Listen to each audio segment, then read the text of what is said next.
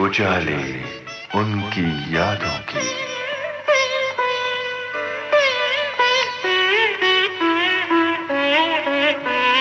उजाले उनकी यादों की।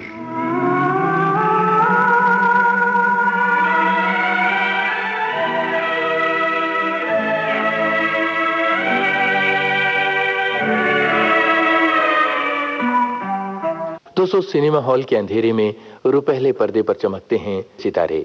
वो सितारे जिन्हें देखकर हम खुश होते हैं, जिन्हें हम चाहते हैं, बहुत प्यार करते हैं। और इसीलिए विविध भारती के प्रोग्राम में हम रुपहले पर्दे की दुनिया से उतार कर लाते हैं सितारों को। आज विविध भारती के स्टूडियो में मौजूद हैं प्रसिद्ध अभिनेता मैक मोहन। इनसे बातचीत कर रहे हैं प्रदीप शर्मा। अरे ओ सांभा, कितना इनाम रखे है सरकार हम पर? पूरे 50,000। सुना? श्रोताओं, अब आप समझ ही गए होंगे ये कलाकार कौन है। जी हाँ, यह है मैक मोहन साहब। मैक मोहन साहब, स्वागत है आपका स्टूडियो में। Thank you. सबसे पहले तो आप ये बताइए कि आपके नाम क्या आ गए? ये जो अंग्रेजी शब्द एक लगा हुआ है मैक, और जिससे आपने मैक मोहन नाम दिया अपने आप को, तो मैक का कोई नाम रखने का कोई खास वजह है? भाई, सबसे पहले तो मैं अपनी आवाज़ सुनने वाले तमाम दोस्तों को, भाइयों बहनों को और प्यारे बच्चों को प्यार भरा नमस्कार, आदाब और सलाम कहना चाहूँगा। अब रहा आपके सवाल का जवाब, तो मेरा असली नाम मैक मोहन नहीं है। मेरा रियल नाम है मोहन माखीजानी। मगर क्योंकि मेरे फादर आर्मी में थे and he was in the British army, मतलब अंग्रेज़ों के ज़माने में वो आर्मी में थे, तो अंग्रेज़ों के लिए ये नाम प्रोनाउंस करना माखीजानी बड़ा अजीब सा लगता था। तो हमारे फादर ने माखीजानी में से ए छुड़ा दिया, तो इट बिकेम मैकीजानी। जब मैकीजानी हुआ तो इट बिकेम ईजियर फॉर, ये अंग्रेज़ों के लिए आसान हो गया था कि वो उनको कभी मैक बोलते थे, कभी मैकी बोलते थे। और इत्तेफाक से जब मैं कॉलेज में था तो तमाम मेरे दोस्त मुझे मैक के नाम से बुलाते थे। तो मैंने सोचा क्यों ना फिल्मों में एक डिफरेंट टाइप का नाम मैं रखूं। तमाम लोग कुमार लगाते थे, जैसे आजकल हर आदमी अपने नाम के बाद खान लगा देता है कि फलां खान और फलां खान। उस ज़माने में सब कुमार लगाया करते थे। तो मैंने कहा आई विल बी डिफरेंट, मैं अपना नाम मैक मोहन रखूंगा। तो इस तरह से आपका नाम मैक मोहन रहा। जी। मैक मोहन साहब, मैं देख रहा था कि आपका जो अंदाज है चलने का, आप में वही कड़कपन है। तो ये जो फौजी स्टाइल आपका, फौजी अंदाज है। हमारे फादर फौज में थे। उन्होंने मतलब फर्स्ट वर्ल्ड वॉर और सेकंड वर्ल्ड वॉर दोनों लड़ाइयाँ लड़ी। तो जाहिर है, क्योंकि जब आपके घर में आपकी अपब्रिंगिंग ऐसे होती है, या आप घर में ये देखते हैं कि हर आदमी का अपना फादर या मदर आइडल होते हैं, तो मेरा आइडल भी मेरा फादर थे। और मैं भी हो सकता है उनको देखते देखते मैंने इस तरीके की हमारी चाल ढाल हो गई। तो मैक मोहन साहब, इस तरह से ये जो आपकी चाल ढाल में कड़कपन आया, फौजी माहौल से स्वाभाविक है। तो फिल्म हकीकत जो आपको मिली, और हकीकत में जब आप काम कर रहे थे तो वहाँ पे नेचुरली वार सीन्स थे, लड़ाई के दृश्य थे, आपने बाकायदा ड्रेस पहन रखी होगी और बंदूक हाथ में होगी, मशीन गन वगैरह। तो वो माहौल में आपको कैसा लग रहा था? भाई, पहले तो ये माहौल सिर्फ हम देखते थे। जब अपने फादर को देखते थे वो जब परेड वगैरह कराते थे। मगर मैंने बताया आपको कि हम खुद ट्रेनिंग ले रहे थे, आर्मी ट्रेनिंग। तो मुझे बड़ा मज़ा आता था, बड़ा अच्छा लगता था जब सुबह को 6 बजे उठ करके कालीना में हमारी कैंप में जाते थे हम। और उसके बाद जब हमने हकीकत की शूटिंग शुरू की तो हम लोगों को लद्दाख जाना पड़ा। लेह में हम ठंड में और उस रेत में उन ऑफिसर्स के साथ, उन सोल्जर्स के साथ सोल्जर्स की तरह रहे। और वहाँ पर टेंट्स लगा दिए गए थे, उन टेंट्स में हम रहते थे। बेहद ठंड हुआ करती थी, और उस ठंड में भी सुबह को उठ करके जब हम जाते थे शूटिंग करने के लिए, तो वाकई अपने आप को एक फ़ौजी की तरह समझते थे। मतलब एक फौजी ज़िंदगी को आपने नज़दीक से देखा उस शूटिंग के दौरान? करीब से तो हमेशा से देखा, लेकिन खुद एक उस किस्म की जब जिंदगी बिताने लगे तो बड़ा मज़ा आता था, बड़ा अच्छा लगता था। तो मैकमोहन साहब, आइए श्रोताओं को क्यों ना इसी फिल्म का हमें गीत सुनवाएं। हाँ हाँ, तो कौन सा गीत आप सुनवाना चाह रहे हैं? भाई बड़ा पॉपुलर गाना था, हो के मजबूर। हो के मजबूर मुझे उसने भुलाया होगा, हो के मजबूर मुझे उसने भुलाया होगा, जहर चुपके से दवा जान के खाया होगा, हो के मजबूर मुझे उसने भुलाया होगा, हो के मजबूर मुझे।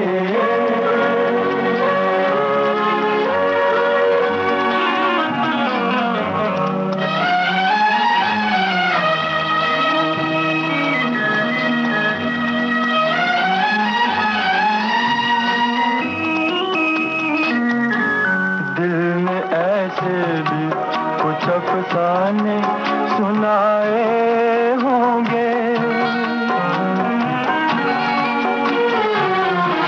दिल ने ऐसे भी कुछ अफसाने सुनाए होंगे, अश्क आंखों ने पिए और न बहाए होंगे, बंद कमरे में जो खत मेरे जलाए होंगे, एक एक हर्फ जबी पर उभर आया होगा, हो के मजबूर मुझे उसने भुलाया होगा, हो के मजबूर मुझे।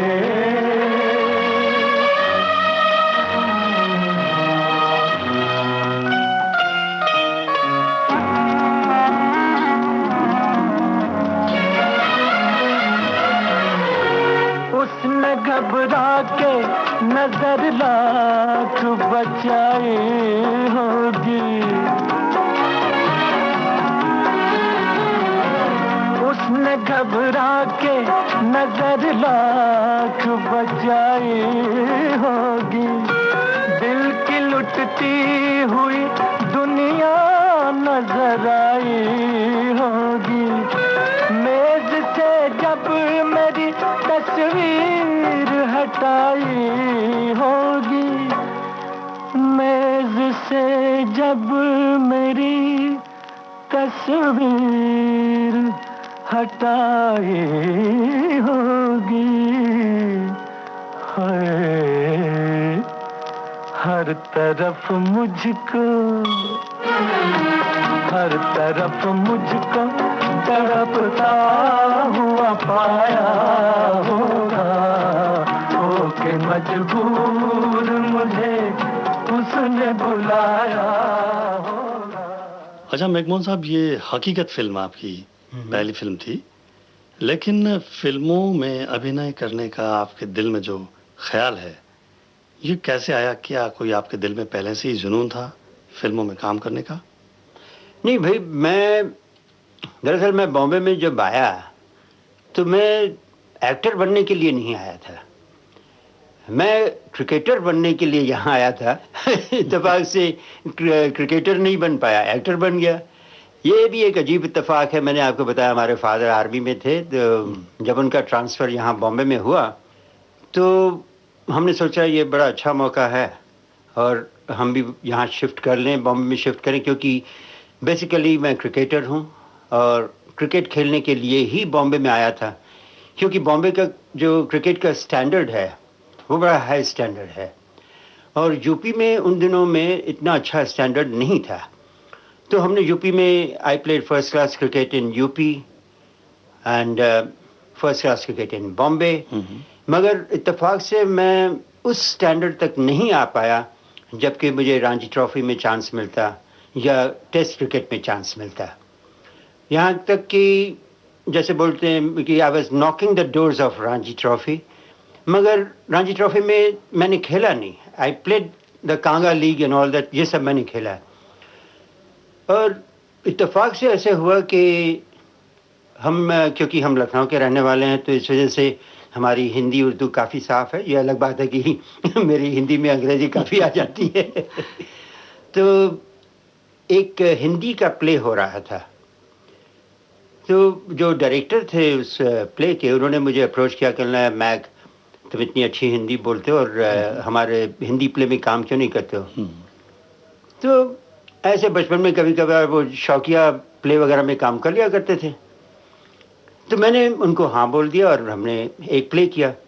इत्तेफाक से उस प्ले में शबाना आज़मी की मदर, मेरा मतलब मिसेस कैफ़ी आज़मी, शौकत आज़मी, वो अपने नाम से मशहूर हैं, बड़ी अच्छी एक्ट्रेस हैं, बड़ी अच्छी आर्टिस्ट हैं खुद, तो उन्होंने हमारी मदर का रोल किया।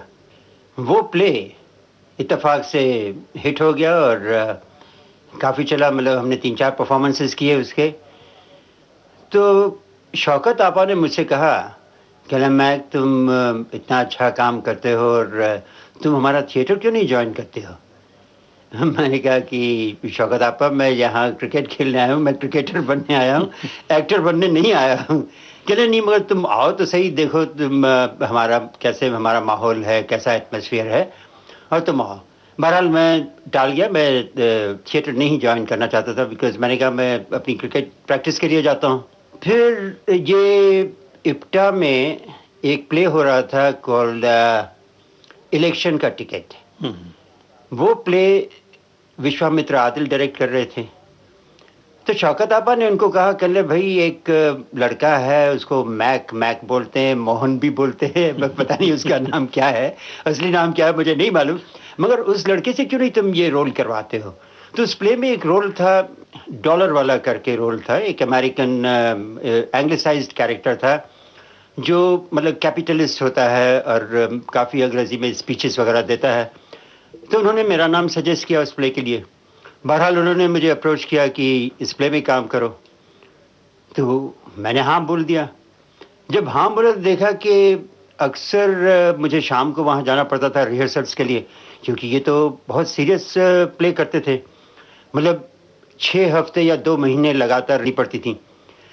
तो मेरी क्रिकेट की प्रैक्टिस छूट जाती थी। और एक बार इत्तेफाक से ऐसे हुआ कि मैं क्रिकेट खेल रहा था तो मुझे बॉल मेरे मुंह पे लग गया और मेरा मुंह, तो मैं कुछ दिन रिहर्सल्स कर नहीं पाया।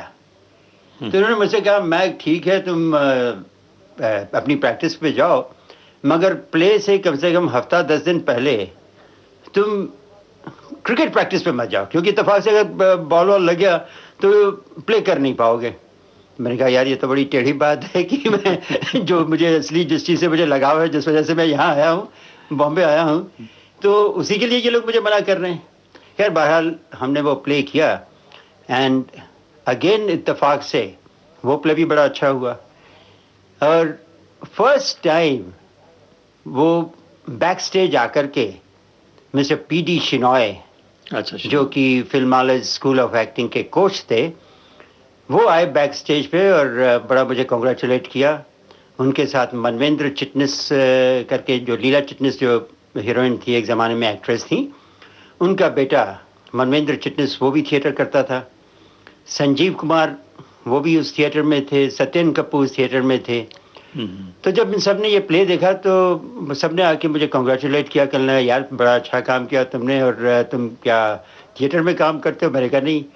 बहरहाल इन्होंने ज़बरदस्ती मुझे कहा कि यू जॉइन इप्टा, और शिनॉय साहब ने मुझे कहा कि I am running an acting school, तो तुम मेरे एक्टिंग स्कूल में क्यों नहीं आते हो, why don't you take training in acting. मैंने कहा साहब मैं बार बार सबसे कह रहा हूँ कि मैं एक्टर बनने नहीं आया हूँ। खैर बहरहाल मैंने कहा चलो देखते। तो मैंने शिनॉय साहब से कहा भी, मैंने कहा साहब एक्टिंग सिखाई नहीं जाती है, कोई उसका इंजेक्शन नहीं होता है जो आप एक्टिंग की इंजेक्शन लगा दें और आदमी एक्टर बन जाए। और एक्टिंग तो नेचुरल है, इनबॉर्न है। मतलब उस ज़माने में मुझे मालूम नहीं था कि एक्टिंग की कोई ट्रेनिंग भी होती है, या there is a thing called method acting. इस बारे में मुझे कुछ मालूम ही नहीं था, जानकारी नहीं थी। मैं पागलों की तरह मतलब अपने आप को हरफों वाला समझ करके लेक्चर दे रहा था उनको। वहाँ जब मैंने देखा इनको ट्रेनिंग लेते हुए तो मैं हैरान हो गया। मैंने कहा ये कैसे कि मतलब ये लोग जो वॉइस एक्सरसाइजेस कर रहे हैं ये योगा की एक्सरसाइजेस कर रहे हैं और वॉइस कल्चर के बारे में बात कर रहे हैं कि आवाज़ किस तरीके से इम्प्रूव की जाती है, किस तरीके से बोला जाता है। तो ये मुझे बड़ा अच्छा लगा और मैं इतना मुतासिर हो गया उनकी ट्रेनिंग से कि आई जॉइन द स्कूल और मैंने बाकायदा 3 साल तक ट्रेनिंग ली। अच्छा। बल्कि कुछ टाइम तक वहाँ पर शनाय साहब को असिस्ट भी किया। यूँ कहिए कि लोगों को एक्टिंग सिखाता था लेकिन एक्टिंग सिखाना मेरा काम नहीं है, एक्टिंग करना मेरा काम है। मैं उम्मीद करता हूँ कि हमारे श्रोता भी आनंद ले रहे होंगे आपकी बातचीत का। तो क्यों ना अब श्रोताओं का एक अच्छे गाने के साथ मनोरंजन किया जाए। तो आपकी पसंद का अगला गाना कौन सा आप सुनवाने जा रहे हैं? भाई मुझे फिल्म गाइड के गाने बड़े अच्छे लगे। बर्मन साहब का म्यूजिक था, वो गाना सुना देते हैं गाइड का।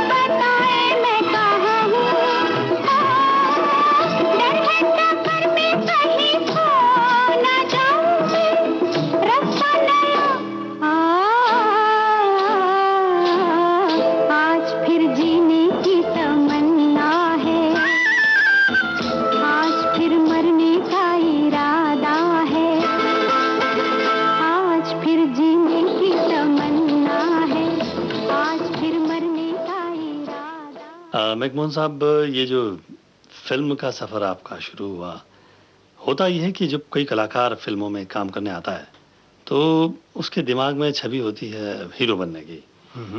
तो आपने हीरो बनना क्यों नहीं उचित समझा? आप हीरो क्यों नहीं बने आप?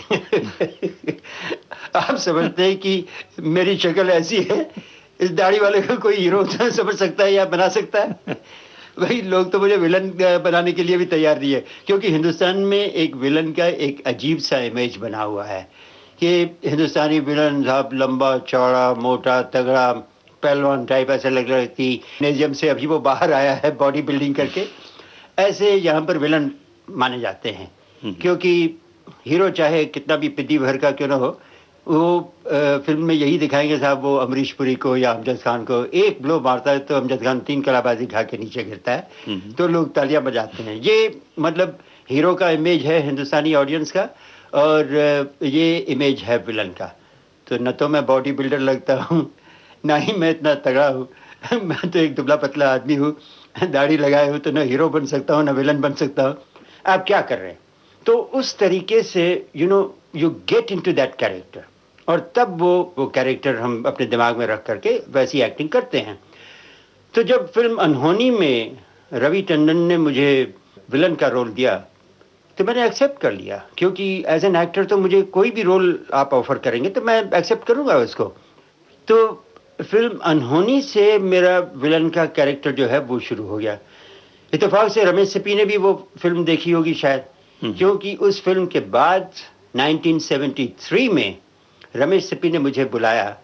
उस दिन मैंने ये पिक्चर शोले साइन की 1973 में, और इत्तेफाक से 15 अगस्त 1975 ये फिल्म रिलीज हुई शोले, और उसके बाद इट्स हिस्ट्री आप तो जानते ही हैं। मतलब सिलसिला चल निकला आपका ये जो। जी हाँ, ये विलन का सिलसिला चालू हो गया, और शोले के बाद मुझे मुंह मोड़ करके पीछे नहीं देखना पड़ा, बिकॉज वो उसके बाद वो सांबा सांबा सांबा चल पड़ा। अच्छा, आपकी एक फिल्म आई थी डॉन, अमिताभ बच्चन जी के साथ। जी, तो उस डॉन का बारे में कुछ हमें बताइए। भाई कुछ वाकयात ऐसे होते हैं जो हमेशा के लिए याद रह जाते हैं। आपको एक छोटा सा किस्सा बताऊंगा।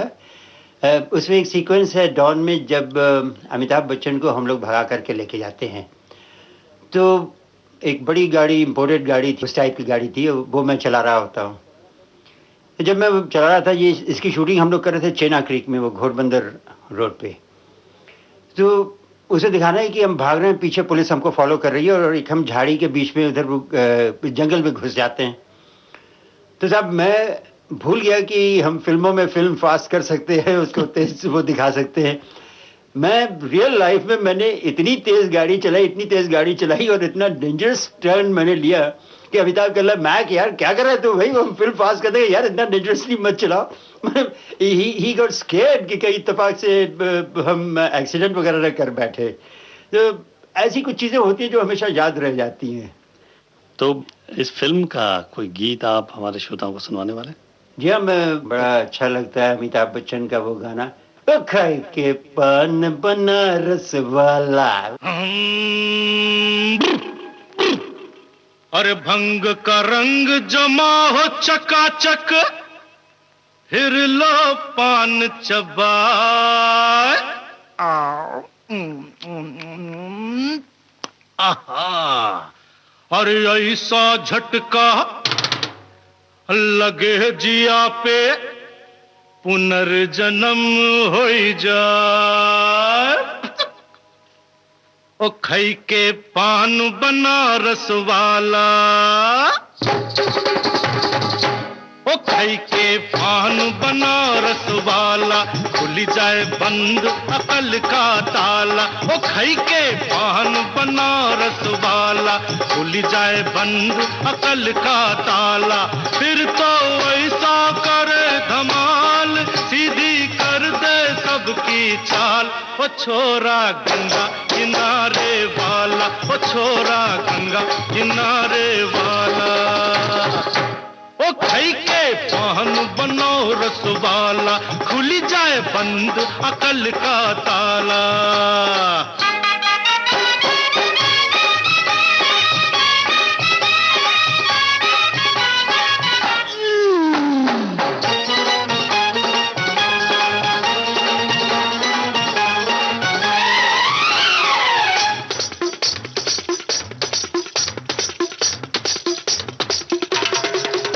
अरे राम दुहाई, कैसे चक्कर में पड़ गया, हाय हाय हाय। कहाँ जान फंसाई, मैं तो सूली पे चढ़ गया, हाय हाय। कैसा सीधा सादा, मैं कैसा भोला भाला, हाँ। अरे कैसा सीधा सादा, मैं कैसा भोला भाला। जाने कौन घड़ी में पड़ गया पढ़े लिखों से पाला। मीठी छुरी से हुआ हलाल। छोरा गंगा किनारे वाला, ओ छोरा गंगा किनारे वाला। ओ खई के पान बनारस वाला, खुल जाए बंद अकल का ताला।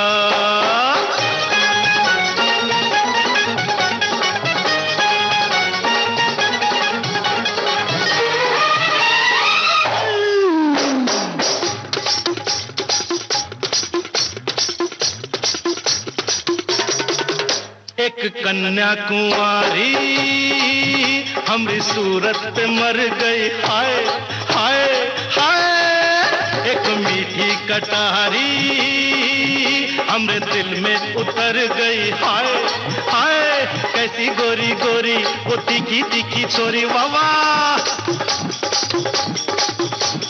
कैसी गोरी गोरी वो तीखी तीखी छोरी, करके जोरा जोरी कर गई हमरे दिल की चोरी। मिली छोरी तो हुआ निहाल, छोरा गंगा किनारे वाला, वो छोरा गंगा किनारे वाला।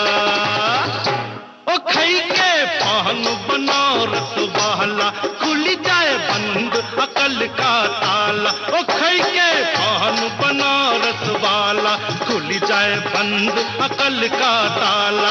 फिर तो वैसा करे धमाल, सीधी कर दे सबकी चाल। ओ छोरा गंगा किनारे वाला, ओ छोरा गंगा किनारे वाला, ओ छोरा गंगा किनारे वाला। हंसते जख्म।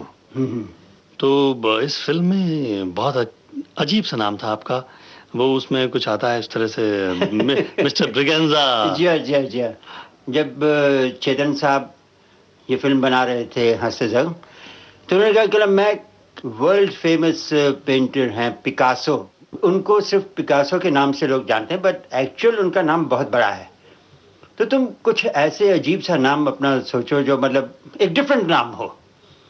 मैंने कहा ठीक है। तो मैंने सोचा क्या करूं। फिर मैंने पिकासो का रियल नाम देखा, तो उसमें 2-4 नाम पहले थे, उसके बाद पिकासो आता था। तो जब मैंने ये नाम ढूंढने के लिए मैं स्पेनिश कॉन्सुलेट के ऑफिस में गया, मैं इटालियन कॉन्सुलेट के ऑफिस में गया, वहाँ उनकी मैगजीन्स देखी, मैंने कुछ एक डिफरेंट नाम रखूं। तो वहाँ से मैंने कुछ नाम चुन करके एक लंबा चौड़ा अपना नाम बनाया। आप सुनना चाहेंगे? हाँ बताइए। तो आप मुझसे एक सवाल कुछ पूछिए, जैसे सपोजिंग आप बलराज साहनी हैं, तो आप मुझसे पूछे कि तुम्हारा नाम क्या है। पूछिए। तुम्हारा नाम क्या है? Signor Ernesto Fidalgo Anthony Rosario di Castillo Rodrigo di la Casa Romana El Hispana Ferdinando di Braganza। तो ये इस तरीके से मैंने नाम जोड़ करके ये नाम बनाया, जिसका नाम एंड में ब्रगांजा बोलता है। तुम जो मिल गए हो तो ये लगता है कि जहां मिल गया, कि जहां मिल गया। एक भटके हुए राही को कारवां मिल गया,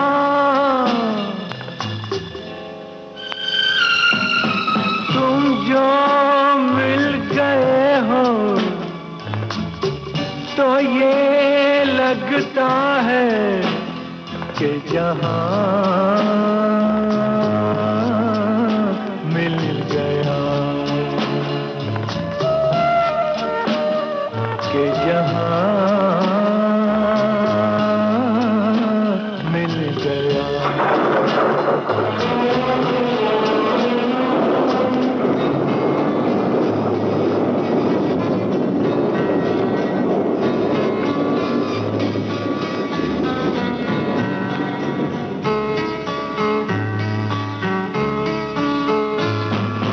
बैठो न दूर हमसे, देखो खफा न हो।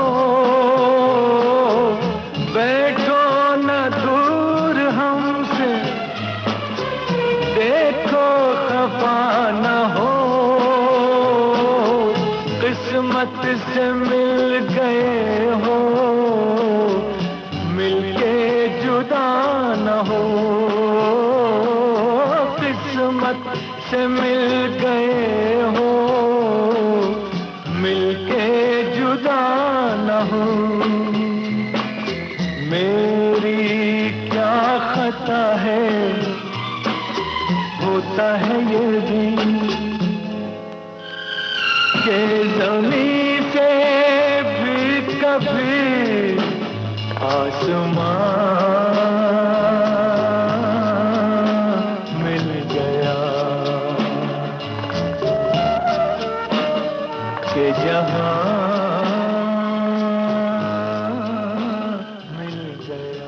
दोस्तों, आपने ट्यून किया है विविध भारती। इस प्रोग्राम में आज हमारे मेहमान हैं अभिनेता मैकमोहन। इनसे बातचीत कर रहे हैं प्रदीप शर्मा। मैकमोहन साहब, फिल्मों में विलन के किरदार आप निभाते हैं जी। अलग अलग फिल्मों में अलग अलग तरह के विलन होते हैं जी, जिनका किरदार आप निभाते हैं। तो ये किरदार जिस तरह से निभाते हैं, क्या आप इन किरदार को निभाते समय खुशी महसूस करते हैं? कि भाई एज एन एक्टर तो मुझे उस चीज़ में बिलीव करना चाहिए, क्योंकि जब तक मैं उस चीज़ को बिलीव नहीं करूँगा, मैं किस तरीके से अपने किरदार से कन्विंस करूँगा अपनी ऑडियंस को। तो इसलिए जब कोई हमको रोल सुनाया जाता है तो हम उसका एक कैरेक्टर बना लेते हैं अपने दिमाग में, और उसको उन्हीं लाइंस पे रखते हैं जैसे कि डायरेक्टर का कंसेप्शन हो। तो कभी कभी वो डायरेक्टर से डिस्कस करके हम बोलते कि साहब हम इस तरीके से करें तो कैसा लगेगा, तो अगर वो हाँ कहते तो ठीक है, ना कहते तो फिर कुछ और सोचना पड़ता है। तो एक मेंटल कांटेक्ट है। तो मैं भी क्या करता हूँ, जब कभी मैं इस किस्म के रोल करता हूँ तो मैं जैसे अमजद के साथ रहता था, अमजद को उसका उठना बैठना ये करना, मतलब अंदर ही अंदर में I used to like Amjad. या इस तरीके से जैसे सपोजिंग मैं अमरीश पुरी के साथ रोल कर रहा हूँ या रंजीत के साथ कर रहा हूँ या किसी और विलन के साथ कर रहा हूँ, डैनी के साथ कर रहा हूँ, तो I like to mix up with them, और उनकी जो आदतें हैं उनको मतलब उनसे लगाव, उनसे प्यार करना चाहता हूँ ताकि हमारा उस आर्टिस्ट के साथ कांटेक्ट बना रहे। मतलब ये फिल्म की डिमांड है या रोल? जी हाँ, फिल्म के दरमियान जैसे शूटिंग खत्म हुई तो हम उसके आउट बाहर हो जाते हैं। नॉर्मल? जी नॉर्मल।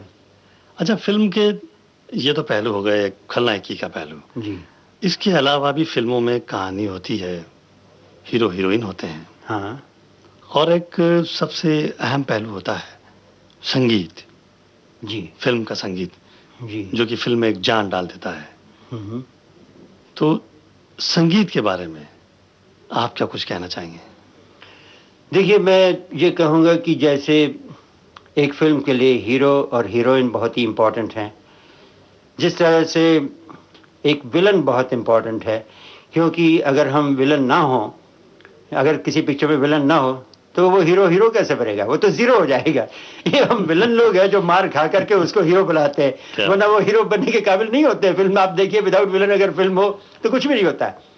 तो हर फिल्म में विलन, चाहे वो एक इंसान के रूप में हो या वो कोई नेचुरल कैलामिटी हो, जैसे आपने पोसाइडन एडवेंचर देखी होगी फिल्म, या जैसे आपने जश चोपड़ा की काला पत्थर देखी, तो एक नेचुरल कैलामिटी होती है, दैट बिकम्स अ विलन।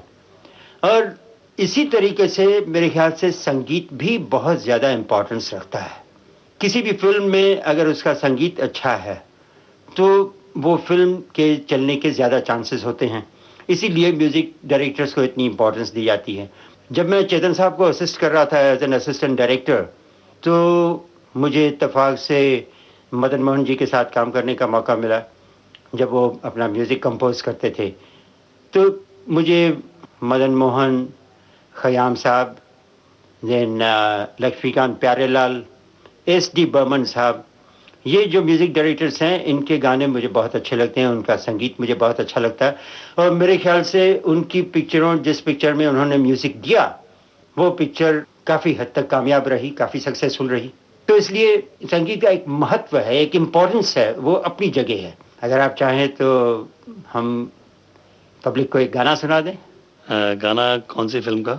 भाई, एक गाना मुझे बड़ा अच्छा लगता है फिल्म मिलन का, जो लक्ष्मीकांत प्यारेलाल ने कंपोज किया था। गाने के बोल हैं, सावन का महीना पवन करे शोर।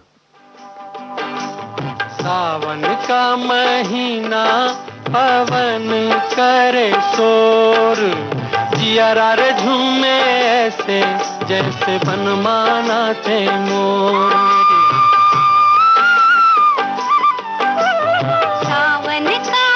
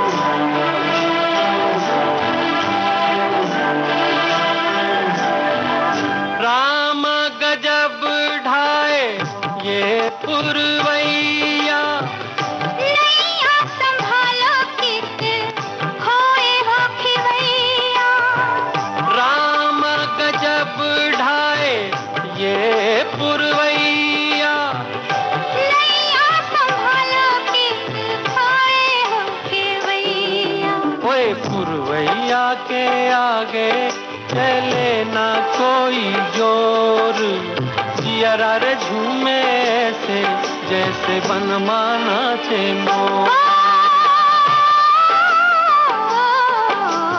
सावन का महीना पवन करे शोर, जियरा रे झूमे ऐसे जैसे बनमाना चे मोर।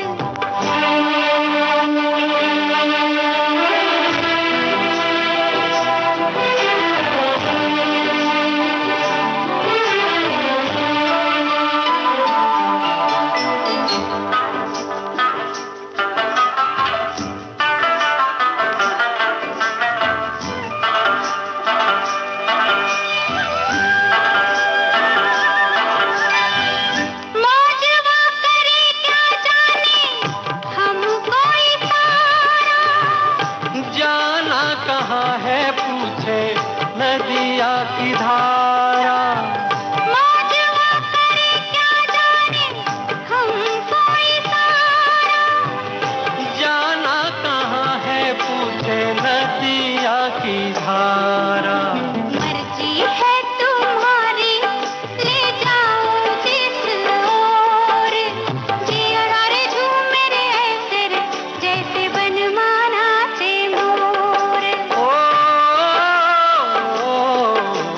सावन का महीना पवन करे शोर, जियरा रे झूमे ऐसे जैसे बनमाना चे मोर।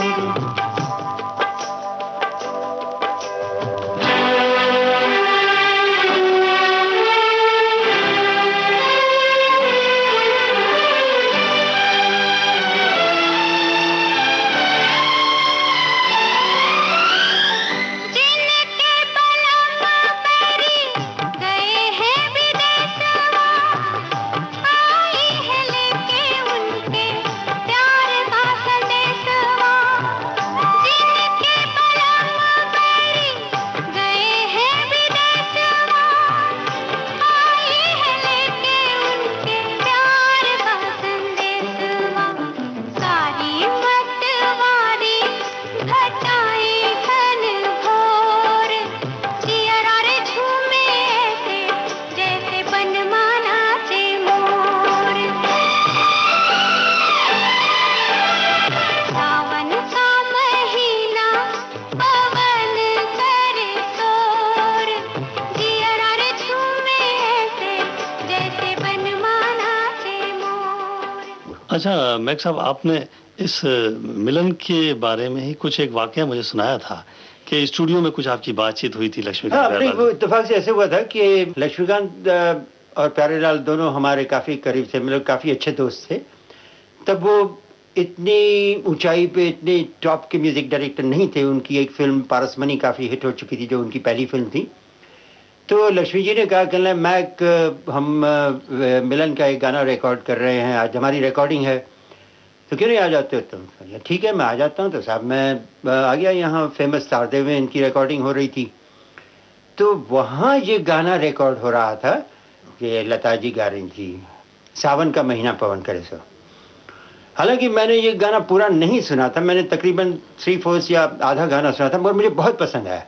और क्योंकि मुझे दूसरी जगह जाना था, काफ़ी देर हो चुकी थी, तो मैंने लक्ष्मी जी से कहा, मैंने कहा लक्ष्मी जी मैं तो जा रहा हूँ, ये गाना मैं नहीं सुन पा रहा हूँ पूरा, मगर एक चीज़ कहता हूँ, ये बहुत अच्छा गाना है और मुझे बहुत अच्छा लगा, और ये गाना डेफिनेट हिट है। मैं संगीत के बारे में ज़्यादा नहीं जानता हूँ, मगर ये है कि कौन सा संगीत अच्छा है ये मुझे ज़रूर पता नहीं, अंदर से कुछ आवाज़ आती है कि ये अच्छा है तो है।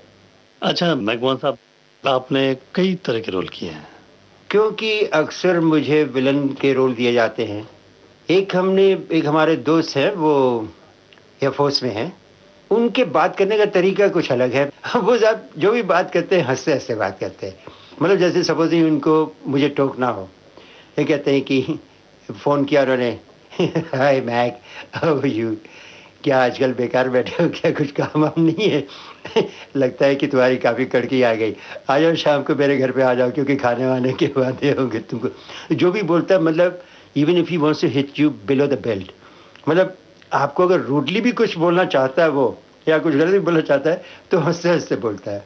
I like to do that type of a villain. ये नहीं मतलब ऑल द टाइम वो हंस रहा है, ऐसे नहीं, मगर एक डिफरेंट विलन। ये नहीं कि साहब बार बार वो तलवार निकाल रहा है या बंदूक निकाल रहा है, वो नहीं है। ऐसे जो जबान से विलन हो।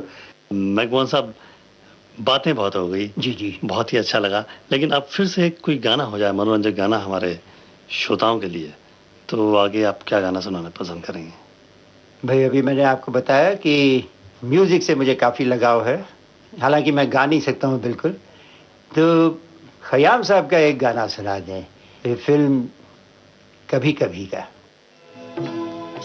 कभी कभी मेरे दिल में ख्याल आता है, कभी कभी मेरे दिल में ख्याल आता है कि जैसे तुझको बनाया गया है मेरे लिए, कि जैसे तुझको बनाया गया है मेरे लिए। तू अब से पहले सितारों में बस रही थी कहीं, तू अब से पहले सितारों में बस रही थी कहीं। तुझे ज़मीं पे बुलाया गया है मेरे लिए, तुझे ज़मीं पे बुलाया गया है मेरे लिए।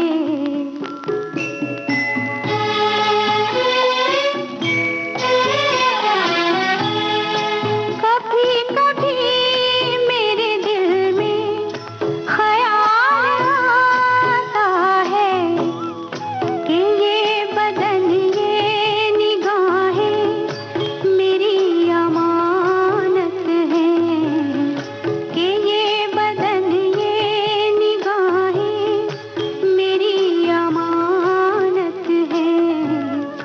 ये गेसुओं की घनी छाँव है मेरी खातिर, ये होठ और ये बाहें मेरी अमानत हैं, ये होठ और ये बाहें मेरी अमानत हैं।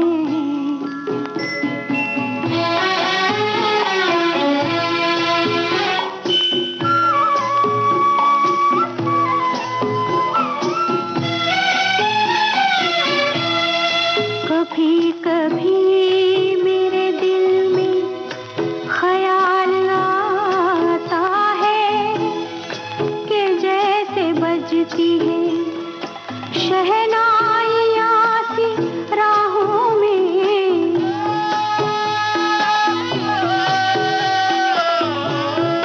कि जैसे बजती है शहनाइयाँ सी राहों में।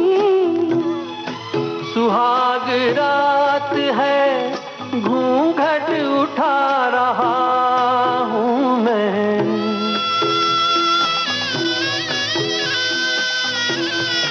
सुहाग रात है घूंघट उठा रहा हूँ मैं।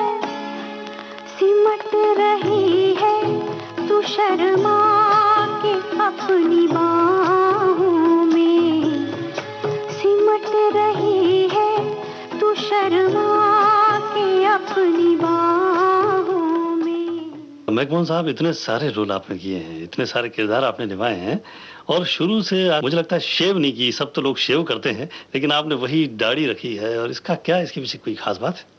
भाई अगर मैं ये दाढ़ी मुंडवा लूँ तो मेरे ख्याल से मेरे माँ बाप खुद नहीं पहचानेंगे बल्कि लोगों का तो शायद ये ख्याल है कि मैं पैदा ही दाढ़ी के साथ हुआ था ये दाढ़ी का एक अजीब राज है। देखिए, आपने फिल्म हकीकत अगर देखी थी, मेरी पहली फिल्म, तो उसमें मुझे दाढ़ी नहीं थी।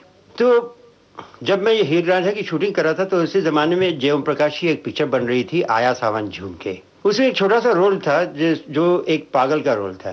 तो मैंने सोचा क्या मैं कैसे करूं, ये पागल किस तरीके से पागल होते हैं।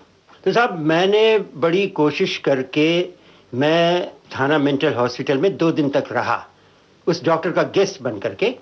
और तब मैंने यहाँ पर ये जितने भी पागल थे उनको स्टडी किया। तो मैंने देखा कि कुछ पागल ऐसे हैं जो मतलब अपनी बालों से नफरत करते हैं। आपने देखा होगा कि जो पेशेंट्स होते हैं उनको उनके बाल शेव कर देते हैं। और कुछ पागल ऐसे होते हैं जिनको अपने बालों से बहुत प्यार होता है, वो आपको बाल हाथ नहीं लगाने देंगे, अगर नाई इत्तेफाक से सामने आए तो उसी के उस तरह से उसका गला काट देंगे। तो अब मैं गंजा तो हो नहीं सकता था, अपने ही बालों में वो करना था, तो मैंने दाढ़ी बढ़ानी शुरू की। तो ये है मेरी दाढ़ी का राज। तो ये जो दाढ़ी का सिलसिला है वो तब से चला आ रहा है? तो साहब मैंने बताया कि पैदाइशी है दाढ़ी। अच्छा, तो क्यों ना खिलौना हाँ, संजीव कुमार। मुझे संजीव कुमार का काम बहुत अच्छा लगा और उसमें एक संजीव कुमार का गाना गाया, ओ खिलौना जान कर तुम तो मेरा दिल तोड़ जाते हो, खिलौना जान कर तुम तो मेरा दिल तोड़ जाते हो। ओ मुझे इस हाल में किसके सहारे छोड़ जाते हो, खिलौना जान कर तुम तो मेरा दिल तोड़ जाते हो।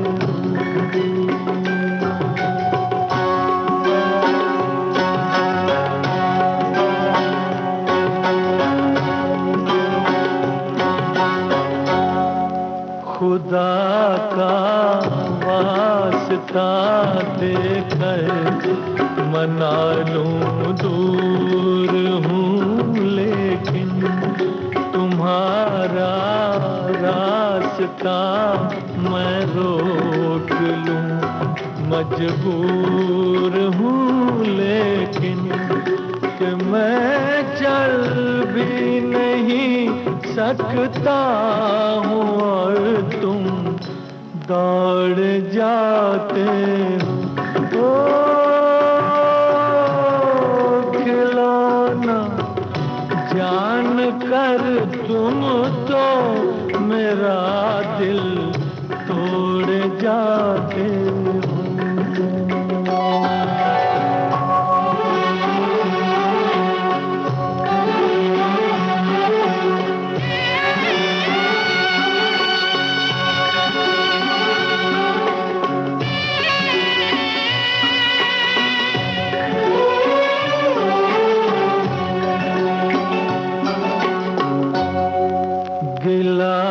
तुमसे नहीं कोई मगर अफसोस थोड़ा है कि जिस गम ने मेरा दामन बड़ी मुश्किल से छोड़ा है, उसी गम से मेरा फिर आज रिश्ता जोड़ जाते हो।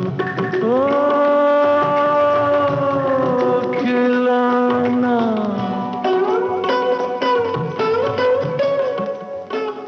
हाँ, तो मैकमोहन साहब, आपकी जो शुरुआत धूम धड़ाके वाली जो थी वो फिल्म शोले से रही थी।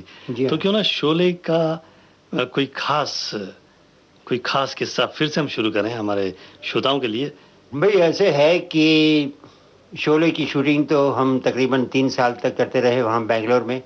बेंगलोर नहीं, एक्चुअली बेंगलोर से 60 किलोमीटर दूर एक जगह थी रामनगरम, जिसका नाम हम लोगों ने रामनगर दिया था। तो करीब 1 घंटे 1.5 घंटे का ड्राइव हुआ करता था उन दिनों में।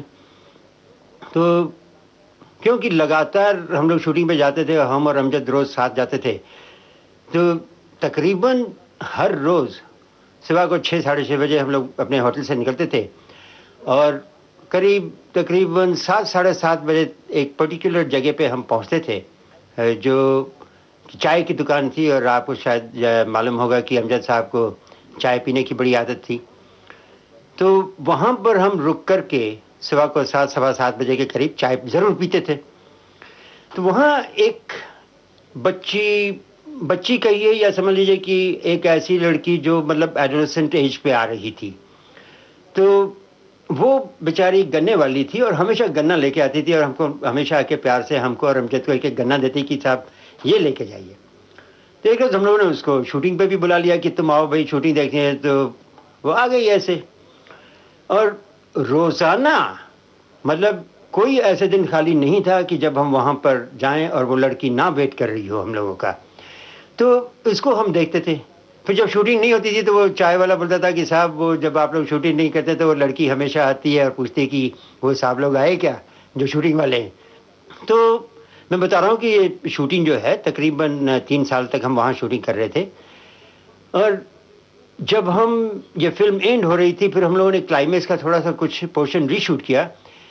जब हम वापस शूटिंग करने गए वहाँ पर तो एक बार वो लड़की मिली, रात उस दुकान पे हम गए तो हम लोगों ने उससे पूछा कि भाई वो गन्ने वाली कहाँ कभी आती। कहते हैं साहब उसकी तो शादी हो गई, उसके बच्चे भी है, ज़रा आप देखिए।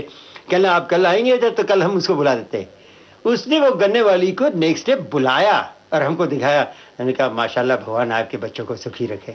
तो मकबूल साहब शोले फिल्म का ये किस्सा तो बड़ा दिलचस्प आपने सुनाया, तो क्यों ना शोले का कोई अच्छा गाना हम अपने सुनने वालों को सुनाएं।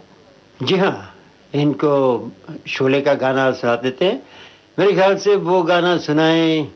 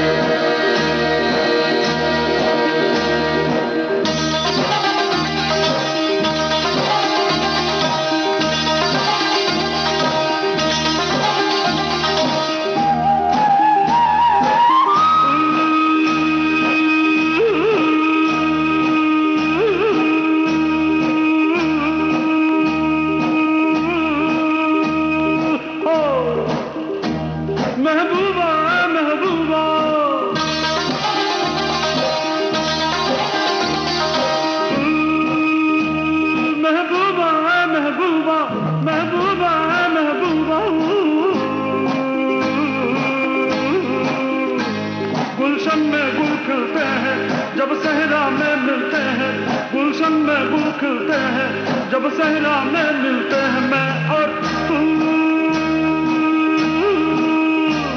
महबूबा महबूबा महबूबा महबूबा।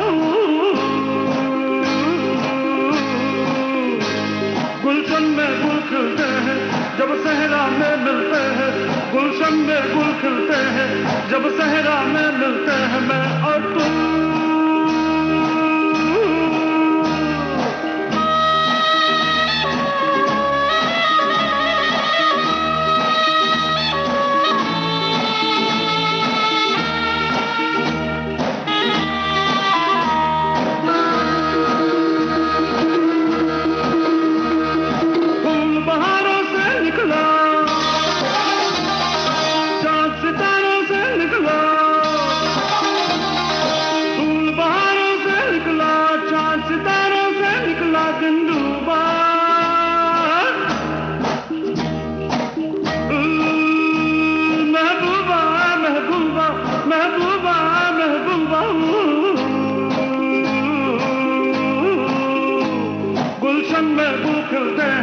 जब सहरा में मिलते हैं, गुलशन में गुल खिलते हैं जब सहरा में मिलते हैं। मैं और तू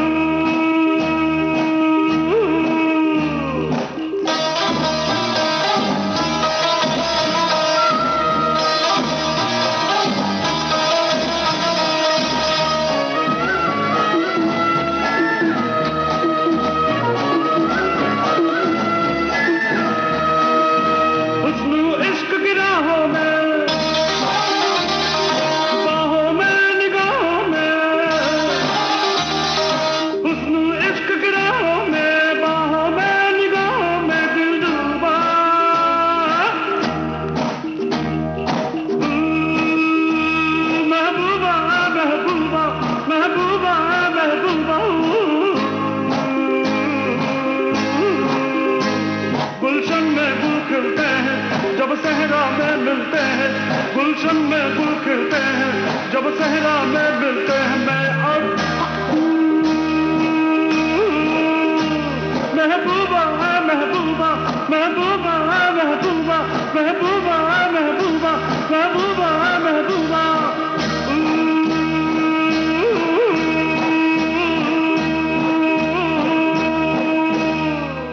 तो मैकमोहन साहब, आपके इतने लंबे फिल्मी सफर के बारे में काफी अच्छी दिलचस्प बातें हुई और मैं समझता हूँ कि हमारे सुनने वालों को भी बहुत पसंद आई होगी।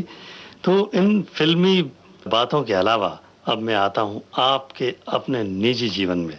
देखिए, ऐसा है कि हर एक्टर दिल में ये सोचता है कि कभी न कभी मैं डायरेक्टर भी बन जाऊं, और इत्तेफाक से मैंने तो एक ऐसे इंसान को असिस्ट किया है जिनका नाम बहुत ऊंचाई पे, मतलब बहुत नोन डायरेक्टर हैं, चेतन साहब। तो उनसे मैंने बहुत कुछ सीखा। तो मैकमोहन साहब, बहुत अच्छा लगा आपसे इतनी लंबी बातचीत करके। मैं उम्मीद करता हूँ कि हमारे तमाम सुनने वाले इसको एंजॉय कर रहे होंगे, इतनी लंबी बातचीत। हम तहे दिल से आपके शुक्रगुजार हैं कि आप वक्त निकालकर हमारे स्टूडियो में आए। आपका बहुत बहुत धन्यवाद। नमस्कार। Thank you very much. और सब सुनने वालों को मेरे हाथ जोड़कर नमस्कार। उजाले उनकी यादों के। इस प्रोग्राम में आज हमने आपकी मुलाकात करवाई सुप्रसिद्ध अभिनेता मैकमोहन से। इनसे बातचीत कर रहे थे प्रदीप शर्मा। इस कार्यक्रम को तैयार करने में हमें तकनीकी सहयोग दिया अनंत पेवेकर ने, प्रस्तुति सहायिका उषा मेहता और विविध भारती की ओर से प्रोग्राम को प्रस्तुत किया शकुंतला पंडित ने। उजाले उनकी यादों के।